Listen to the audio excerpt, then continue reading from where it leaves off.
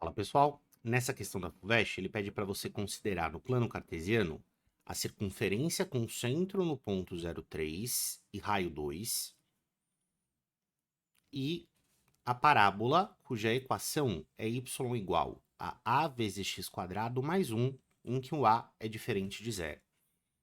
Bom, se ele está mexendo com equação, eu acho que a gente pode começar escrevendo a equação dessa circunferência. A equação da circunferência a gente vai montar a partir da equação reduzida, que é x menos x do centro ao quadrado, mais y menos y do centro ao quadrado, igual a raio ao quadrado. Para o centro no ponto 0,3 e o raio igual a 2, isso daqui vai ficar x menos 0 ao quadrado, que é só x ao quadrado.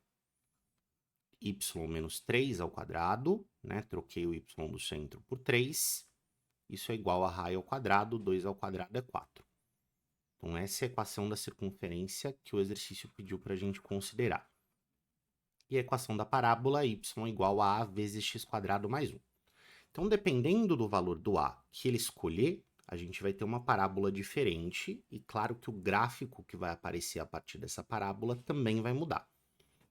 No item A, ele pede para você determinar qual que é o ponto em comum entre a circunferência e a parábola. E antes de a gente responder esse item, eu acho que vale a pena a gente parar para discutir exatamente como esse valor de A vai influenciar no que está acontecendo no gráfico. Para isso, vamos lá para o GeoGebra. Então, a minha parábola, eu vou começar com a parábola basicona, y igual a vezes x quadrado, quando a igual a 1. Isso é a parábola y igual a 1x ao quadrado, certo? Que tem concavidade para cima e é a parábola mais simples de todas que você já estudou. Né? Quando x é 0, 0 ao quadrado é 0 também, então o y vai ser 0 e a parábola vai passar pela origem. Quando x for igual a 1, aí, bom, o y vai ser igual a 1 também, porque 1 ao quadrado é igual a 1. Quando x for 2, 2 ao quadrado é 4. Então, ela passa pelo ponto 2 para o x, 4 para o y e assim por diante. Mas não é essa a parábola que o exercício pediu para você considerar, certo? Ele pediu para você considerar o seguinte, a parábola ax² mais 1. Então, eu vou pegar e vou somar alguma constante c na expressão dessa parábola, para a gente estudar o que é que esse número que aparece somando na equação da parábola influencia o gráfico. E lá do assunto de transformações gráficas, a gente tem um conhecimento sobre isso, né? Quando você pega a expressão de uma função e você soma alguma coisa, né, no resultado da função, o que essa constante que você somou influencia no gráfico é que ela provoca um deslocamento vertical. Você pega o gráfico que você tinha e você arrasta esse gráfico para cima ou para baixo, dependendo de se o valor que você somou é positivo ou negativo. Então, o C0, eu tenho exatamente a equação que a gente tinha antes da parábola basicona, y igual a x ao quadrado. À medida em que eu vou aumentando o valor desse C, essa parábola vai sendo arrastada para cima. À medida em que eu vou diminuindo, essa parábola vai sendo arrastada para baixo. E o quanto ela sobe e o quanto ela desce é exatamente o valor do C que você escolheu. Então, quando eu pego a parábola x² mais 1, que é exatamente o que a gente está acontecendo aqui, certo? Que o exercício pediu para você considerar, eu peguei a parábola original, a basicona que a gente tinha lá no começo, e arrastei essa parábola uma unidade para cima no plano cartesiano. Isso significa que o vértice dessa parábola está no ponto 0,1. Vértice esse que estava na origem para a parábola basicona, certo? E a expressão da parábola desejada pelo exercício, certo? Tem sempre esse Czinho, esse termo independente, como sendo 1. Então, ela vai ter vértice nesse ponto 0,1. Isso é fixo para qualquer valor de A que o exercício escolha. Qual que é a influência do A sobre esse desenho, então? Bom, o Azinho, que é o coeficiente do x ao quadrado, vai servir para abrir ou fechar a parábola, vai determinar exatamente como essa concavidade vai ser. Quanto maior for o valor de A, mais fechada é a sua parábola. Quanto menor for o valor de A, mais aberta ela vai ficar. Repara no seguinte, eu posso alterar o A o quanto eu quiser. alterando aqui o coeficiente do x ao quadrado, mas o vértice da parábola não muda. Todas as parábolas que têm equação, né, que tem o modelinho ali dado pelo enunciado da FUVEST, tem exatamente o mesmo vértice que é no ponto 0,1. Perfeito? Isso é uma constante para as parábolas todas que ele resolveu representar por meio daquela equação. A diferença é só que, dependendo do valor de A que ele escolhe, certo? A gente pode ter uma parábola mais aberta ou mais fechada. Se você escolher um valor de Azinho que é negativo, aí acontece que essa concavidade vai passar para baixo. Mas repara que o vértice, em nenhum momento, para nenhum valor de A que você escolher, vai mudar de lugar. Ele está sempre ali no ponto 0,1. Beleza? E além dessa parábola, no exercício ele pediu para a gente considerar uma circunferência, que tem centro aqui no ponto 0,3 e tem raio igual a 2. A equação dessa circunferência é exatamente a equação da circunferência que a gente tinha montado. X² mais y menos 3 ao quadrado igual a 4. Então ela tem centro aqui no ponto 0,3 e como o raio é 2, ela chega lá para cima no ponto 0,5, que é o ponto mais alto dessa circunferência, e no ponto 0,1, que é o ponto mais baixo. Então, com certeza, um ponto de interseção existe entre a parábola e a circunferência. Para qualquer valor de A que você escolha, pelo menos o vértice é um ponto em comum entre as duas. Se vai ter outros pontos em comum, depende do Azinho, certo? Dá para a gente perceber aqui pela nossa observação que, se a concavidade da parábola estiver para baixo, não tem nenhum outro ponto de interseção, concorda? Porque a parábola começa no vértice e desce, e a circunferência começa no vértice e sobe. Então não tem mais nenhum ponto em que elas se cruzam. Mas, se a parábola estiver desenhada para cima, aí possivelmente, dependendo do Azinho, se o Azinho for muito pequeno, continua sendo só o vértice e o ponto de interseção. Mas se eu aumentar o Azinho, aí começa a aparecer outros dois pontos de interseção para a parábola e para a circunferência. Beleza? Para o item A, a observação que a gente precisa é aquela que a gente tinha feito agora há pouco. Parábolas que têm Azinho negativo não tem nenhum outro ponto de interseção com a circunferência que não o vértice. Beleza? É sempre bom, quando você pega essa situação abstrata demais, você brincar um pouquinho com as equações para enxergar melhor o que está acontecendo. E o GeoGebra é uma ferramenta muito poderosa para isso. Vamos voltar então para a questão. Essa questão fala o que para a gente agora? Para A igual a menos 1, encontre o ponto comum entre a circunferência e a parábola. Dá para você, claro, resolver esse item A via equação. Dá para você montar um sistema, porque o sistema de equações com a equação da circunferência e a equação da parábola vai te dar os pontos de interseção. Mas a gente não precisa fazer isso, porque se a gente enxerga como é que vai ser o gráfico é uma justificativa de por que existe um único ponto de interseção. Então aqui está o ponto 0,1, a circunferência está para cima desse ponto, com raio 2. Então ela está tipo assim. Ela chega até o ponto 0,5 aqui em cima. E o centro da circunferência está no ponto 3. Enquanto a sua parábola vai começar aqui no ponto 0,1 e vai descer. Porque o coeficiente dela, né, o coeficiente dominante, o Azinho dela é menos 1. Dá até para a gente encontrar facilmente as raízes dessa parábola, certo? A equação é y igual a menos x² mais 1, porque ele pediu para você considerar que o Azinho é menos 1. E as raízes são os pontos em que o y é igual a 0. Então, 0 vai ser menos x² mais 1. X² vai ser igual a 1. E os pontos em que ela intersecta o eixo x são os pontos, portanto, menos 1 para cá, mais 1 para lá. Dá para perceber muito claramente que o único ponto de interseção é esse aqui. Então, o ponto comum é o ponto 0,1. E a justificativa gráfica está excelente, certo? Porque o exercício pediu para a gente. Beleza? Isso responde o seu item A. E o item B? O que a gente vai fazer para responder? Ele pede para A igual a 1, 3 pontos em comum entre a circunferência e a parábola. Ele quer saber quais são esses pontos de interseção. Bom, se o a é igual a 1, a equação da parábola vai ficar y igual a x² mais 1. E como é que a gente acha pontos de interseção entre figuras, quando eu estou pensando nas equações que essas figuras têm? Eu monto um sistema de equações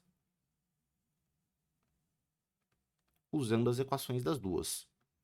Então, vou ter que juntar o x² mais y menos 3 ao quadrado igual a 4, que é a equação da circunferência, com a equação y igual a x² mais 1, certo?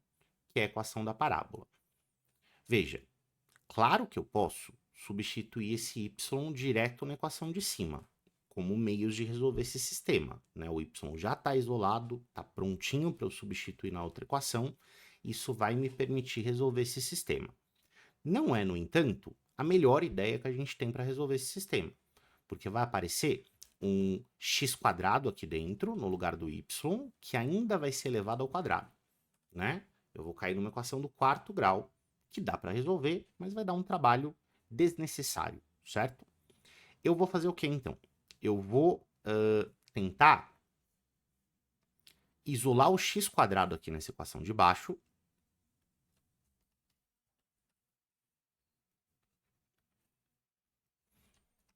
Quando eu isolar o x² nessa equação de baixo,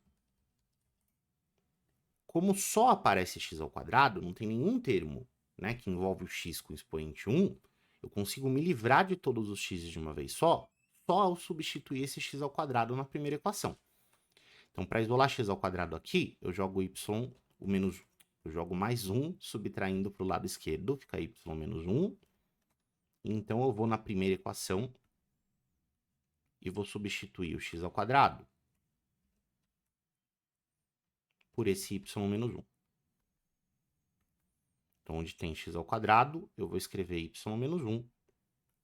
E ainda tenho que considerar y menos 3 ao quadrado, que é igual a 4. Vamos abrir esse produto notável, né? Quadrado da diferença é quadrado do primeiro, menos 2 vezes o primeiro vezes o segundo, mais o quadrado do segundo. E isso tem que ser igual a 4. E a minha equação vai ficar y², tem mais y menos 6y, o que dá menos 5y, menos 1 mais 9, que dá 8, menos 4, que vem do outro lado. Então, 8 menos 4 fica 4. Não quero resolver usando a fórmula de Bhaskara, eu vou fazer soma e produto, pode ser? A soma das raízes dessa equação vai ser menos b sobre a, menos o menos 5, fica mais 5. E o azinho dessa equação é igual a 1. Então, eu estou procurando dois números, duas raízes, cuja soma seja 5. E o produto, que é c sobre a, vai ser 4. E os dois números que somados dão 5 e multiplicados dão 4 são 1 e 4. Cada um desses valores de y, né, vai me fornecer raízes para o x. Vamos estudar que raízes elas vão fornecer. Se o y for 1, eu substituo na equação lá do começo que a gente isolou o x². O x² vai ser y menos 1, que é 0. E se o x² é 0, é porque o x é 0. Então, daqui, a gente tira o ponto de interseção 0, 1, que a gente já sabia que seria um ponto de interseção, porque a gente percebeu isso pelo desenho do gráfico, né? Naquela análise gráfica que a gente fez no começo do exercício. Mas o y pode ser 4. E se o y for 4, o x² vai ser y menos 1, que é 3. Se o x² é 3, o x pode ser mais ou menos raiz de 3. Isso dá para a gente os pontos de interseção, raiz de 3, 4, e menos raiz de 3, 4. E esses são os 3 pontos de interseção entre a parábola e a circunferência para quando esse azinho for igual a 1. Faz sentido? Isso responde o item B. O item C pede para você encontrar todos os valores de A para os quais a circunferência e a parábola possuam exatamente 3 pontos em comum. A gente também percebeu isso pelo gráfico, né? Que a parábola vai ter que ter concavidade para cima, então esse A vai ter que ser um número positivo, mas tem uma certa abertura, tem uma abertura correta para fazer com que o número de interseções seja igual a 3, né? Se ela for muito aberta, né, ela desvia da circunferência e fica só com o vértice como ponto de interseção. E à medida em que ela vai fechando, aí ela passa por dentro da circunferência e cruza em outros 2 pontos. Foi o que a gente percebeu lá no começo. Mas agora a gente vai ter que fazer conta para saber exatamente quais são os valores de A que fazem isso acontecer. Então eu vou lá para o item C, apagar tudo que a gente fez aqui no item B e começar de novo. Agora, se eu quero interseção, eu vou ter que resolver o sistema de novo.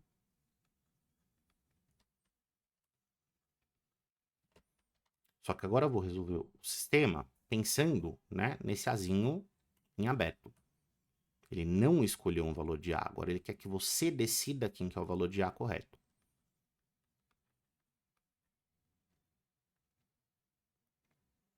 É ax² mais 1, né? Quando eu estou olhando aqui para essa equação, eu posso isolar o x² de novo, igual a gente fez no primeiro sistema que a gente resolveu, né, no item B, mas para isolar x², eu vou ficar com A no denominador, que vai ser um pouquinho chato de eu lidar, então eu vou substituir esse y do jeito que ele está mesmo na primeira equação, que vai dar um pouquinho menos de trabalho, né? A expressão que vai aparecer vai ser um pouquinho menos feia. Então, esse y eu vou substituir na equação de cima. No lugar do y aparece ax² mais 1. E tem o menos 3 que já estava lá. Tem o quadrado e tem o igual a 4.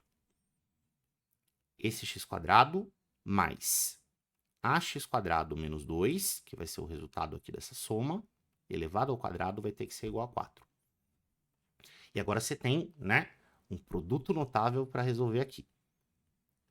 O quadrado dessa diferença vai ficar quadrado do primeiro, então ax², tudo isso elevado ao quadrado, menos 2 vezes o primeiro vezes o segundo. Então, 2 vezes ax² vezes 2 fica 4ax², mais o quadrado do segundo. Ó, ficou menos feio do que parecia, porque o 4 do lado esquerdo cortou com o 4 do lado direito, né? Então, eu tenho x² mais, quando eu elevo um produto ao quadrado, esse expoente serve para os dois termos da multiplicação. Então, eu vou ter que levar o a ao quadrado e eu vou ter que levar o x² ao quadrado também. Fica ax² vezes x², menos 4ax². Tudo isso tem que ser igual a zero. E agora a gente vai ter que resolver essa equação. Você pode perceber que todos os termos possuem x na equação que a gente obteve. Mais do que isso, todos os termos possuem x². Então, acho que a gente pode colocar esse x² em evidência aqui nessa expressão. Quando eu coloco x² em evidência, sobra 1 para o primeiro termo, sobra a² x² para o segundo, e sobra menos 4a para o terceiro. Esse produto tem que ser igual a zero, né? x² vezes esse negócio tem que ser igual a zero. Esse x² pode ser zero, isso é uma solução, concorda? Quando uma multiplicação é igual a zero, significa que eu tenho que ter zero vezes alguma coisa, ou alguma coisa vezes zero. Então, ou esse x² é igual a zero, porque fica zero vezes alguma coisa, o resultado é zero, ou pode ser que essa expressão que eu tenho dentro do parêntese seja igual a zero. Também é um jeito de eu zerar a multiplicação. Essa solução a gente já conhece, porque a solução que tem x igual a zero é o vértice da parábola, que é o 0, 1. A outra solução é a solução que a gente está procurando. A² x², né? Menos 4a mais 1 pode ser igual a zero também. Então, a² x² vai ser 4a menos 1, certo? Eu vou passar esse a² dividindo para o lado de lá. Eu posso fazer isso porque o enunciado garantiu que o azinho não é zero, certo? Então, eu posso dividir por azinho, não tem problema. E o x vai ser mais ou menos raiz de 4a menos 1 sobre a ao quadrado. Então, tem algumas coisas para a gente se preocupar aqui. Primeiro, esse azinho ao quadrado tem raiz, né? Vamos já melhorar aqui essa expressão. Para tirar a raiz dessa fração, eu vou tirar a raiz da parte de cima, que é 4a menos 1, e vou tirar a raiz da parte de baixo, fica só o azinho. Para eu pensar aqui nessa expressão, eu quero que ela tenha duas raízes, né? Em princípio, né, se for possível tirar a raiz desse termo 4a menos 1, com certeza a gente vai encontrar duas raízes porque tem mais ou menos ali na frente. Então, são duas as preocupações que você precisa ter. Primeiro, tem que ser possível tirar essa raiz, porque se 4a menos 1 resultar em um valor que é negativo, não vai ser possível a gente tirar essa raiz, né? Eu vou chegar num valor imaginário para o x, o que obviamente não me resulta em um ponto de interseção entre a parábola e a circunferência. Essa é a primeira preocupação. Mas mesmo que seja possível tirar essa raiz, certo? Eu só vou ter duas respostas para o x se for raiz de um número positivo. Então, se, por exemplo, aparecer um 4 dentro da raiz de 4 é 2, e aí a interseção vai ser mais ou menos o 2 sobre o valor de a que você escolheu. No entanto, se eu substituo a por um quarto, para fazer que o termo dentro da raiz seja igual a zero, vai ficar a raiz de zero, que é zero. E mais ou menos zero continua sendo zero, o que resultaria em um único ponto de interseção. Então, para que a gente consiga ter dois valores como resposta disso daqui, não só eu preciso que esse valor não seja negativo, para que seja possível tirar uma raiz dele, eu preciso que ele seja positivo, porque se ele for zero, eu vou ter um valor só de x como resposta. Tudo bem? Então, a conclusão que a gente vai tirar disso daqui é a seguinte. Para que existam três pontos de interseção,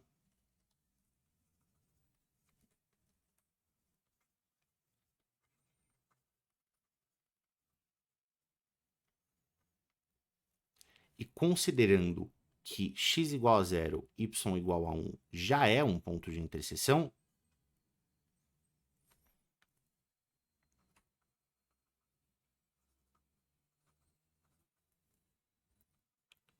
considerando que 0, 1 é ponto de interseção de qualquer maneira,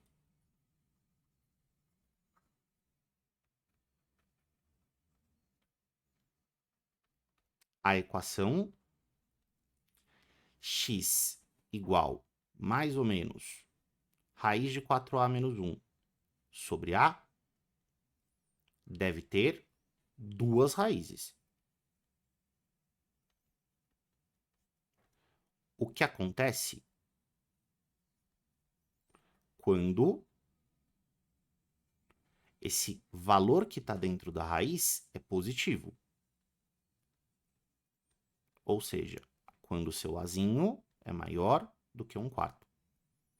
O 1 vai somando para o outro lado, o 4 vem dividindo, então a condição que eu tenho para que isso aconteça é que o azinho seja maior do que um quarto.